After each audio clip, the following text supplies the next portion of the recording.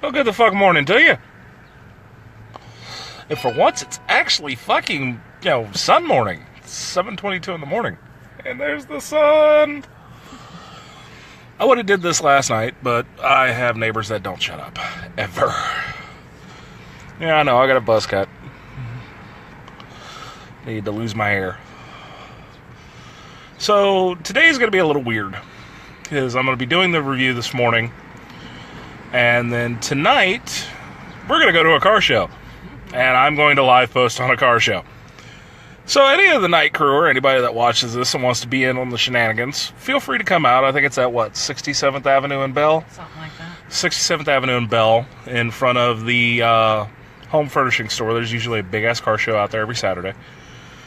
So I'm going to be broadcasting live out there and see how many people I can piss off. But today, this morning, I'm going to be reviewing the 2017 Dodge Durango.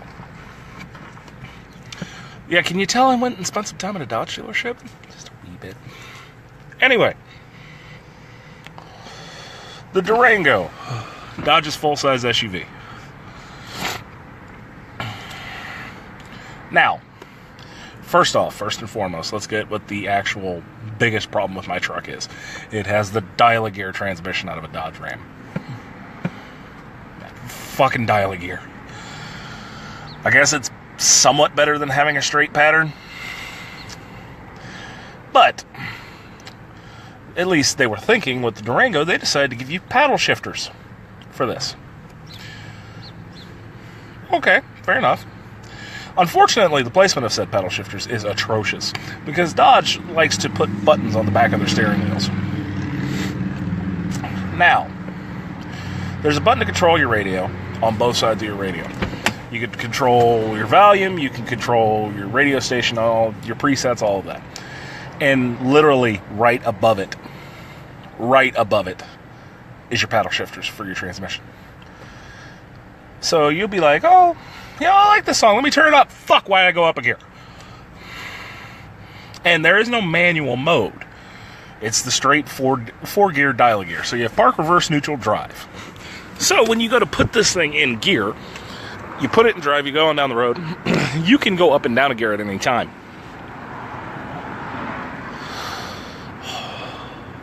Come on, guys. Wonderful attempt. Use your brain. Now, I drove the V6 model. It has the same 3.6-liter variable valve timing engine that the van does, over 300 horses. It'll move the Durango along at a pretty good clip. For some reason, my connection keeps going. I don't know why I have such a bad connection all of a sudden. Anyway. Where was I? Ah, yes. It has the same 3.6-liter variable valve timing engine that the van does, over 300 horsepower. So it moves the Durango on at a pretty good clip.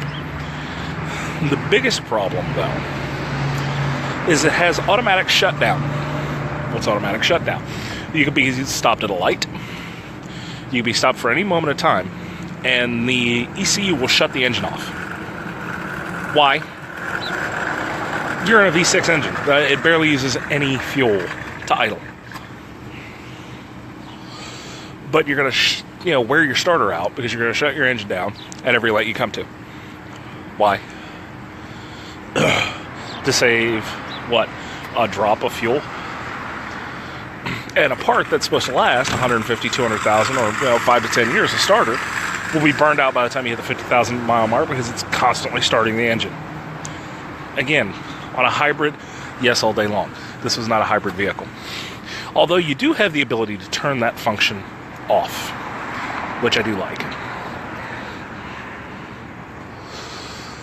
Now, it seats 2 in the front, 3 in the middle, 2 in the back. Unless you go with the higher tier model, it gets 2 in the front, 2 in the middle, 2 in the back. You don't have very good cargo capacity unless you lay your back seats down. So for a big family, you can either carry everybody around or you can go do your grocery shopping. You can't really do both. The styling is very aggressive. It's very Dodge, very in your face, very much aggressive. And again, I like that. It doesn't blend into the sea of everything else. So it gets good styling cues there. Now let's talk about a mode. that I thought was a little over the top, even for Dodge. This is a V6 Dodge Durango. Okay, this isn't a Hellcat. This isn't a Challenger. This isn't a Charger. Hell, this isn't a Dart. This is a Durango. It has a sport mode. You press sport mode, and a big check flag with the Durango's front end comes across. Sport mode activated. Holy shit, that sport mode actually does something. You put this thing in sport mode, you're gone. Granted, wave your gas mileage, bye-bye. But you put it in sport mode, you're gone. The Durango will get up and move. However, why? Why on a base model V6 do you have sport mode? If it had a Hemi, the RT, fine. Okay. Cool. Why on a base model? And, you know, from my opinion, when you're not driving it in sport mode, it's very sluggish. It's very lazy.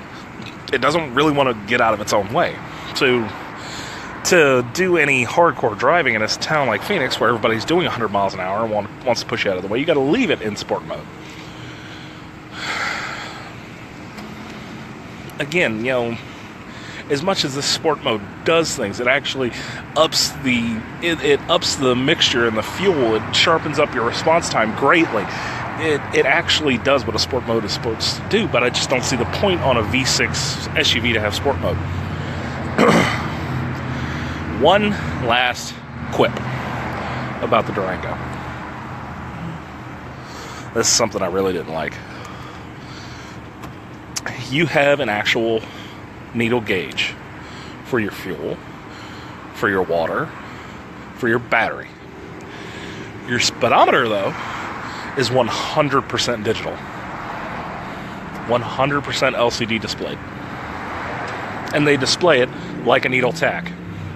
And you can go through and see what's playing on the radio or your tire pressure or any other warning messages you might have. You can pull all that up on the screen, but it is 100% LCD displayed.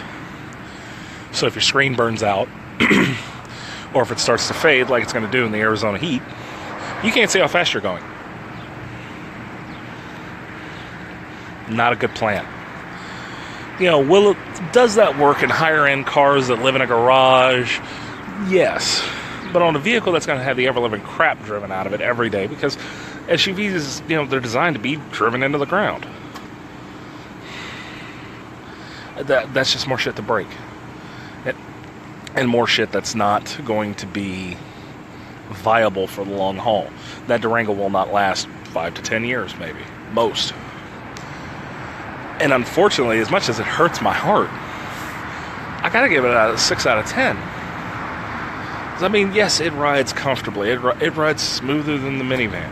The seats are more comfortable than a minivan. Yes, in sport mode, it will get up and disappear.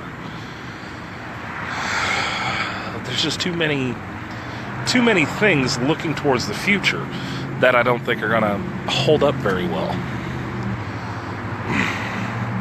And I mean, you know, when you look at a vehicle, especially a new vehicle, and I mean, these things are not cheap. They're $35,000 to $45,000, depending on how it's kitted. You know, you have to look at it as, how is this going to hold up 2 years from now, 3 years from now, 5 years from now? Because it's a major purchase.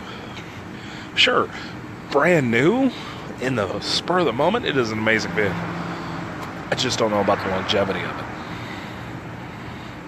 I could be proven wrong. I really could. You know, that display could have fade-resistant technology. I don't know. You know, yeah, that's just, there's too many unknown variables for it, and I think Dodge's design department left too much up in the air. That's just me. Anyway, we'll probably be out at the car show around 7:30 tonight. So if you guys want to come out there, me and Jenna will be out there walking around and seeing how many people we can aggravate. We will be doing a live broadcast out there. The live broadcast from the car show will probably be the first video uploaded to the YouTube channel.